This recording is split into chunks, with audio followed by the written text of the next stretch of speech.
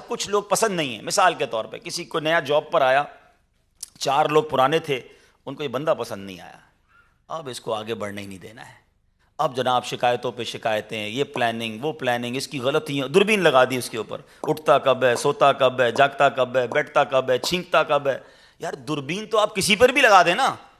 ہم میں سے کوئی بھی ایسا نہیں ہے, واللہ میں اپنی مثال دیتا ہوں, اگر میرے پیچھے 5 آدمی لگا دینا تو روز کی 200 میری مسٹیک نکالیں گے, کیونکہ میں انسان ہوں, غلطیوں سے مبرہ کوئی نہیں ہے. لیکن اگر پلان ہی کر لیا ہے کہ اس بندے کی جاب چھڑوانی ہے, اس نے میرے سامنے بات کی تھی نا, اس نے مجھے بڑی آواز میں جواب دیا تھا, میرے سامنے بدتمیزی کی, ہو گئی غلطی. لیکن آپ جاب چھڑوانا یا کسی کو ذلیل کرنے کا اور اس کو فارغ کرنے کا مقصد سمجھتے ہو؟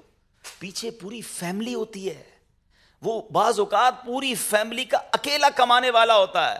آج کے دور میں جاب ملنا آسان نہیں. تم نے نوکری تو نہیں لگوائی کسی کی, مگر پلان کر کے کسی کو بے روزگار کر دیا. کبھی سوچا آپ نے یہ کتنی بڑی تکلیف ہے آج کے دور میں؟ مگر چونکہ نفس و شیطان بھاری ہو گیا تھا, حاوی ہو گیا تھا کہ بس اب میں بتاؤں گا میں کون ہوں.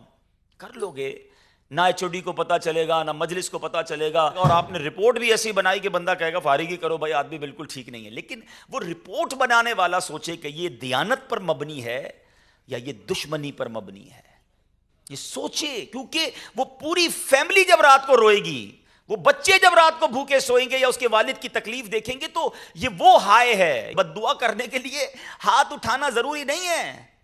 اللہ دیکھ رہا ہے کہ تم نے کس کو نیچا کیا, تم نے کس کو ذلیل کیا.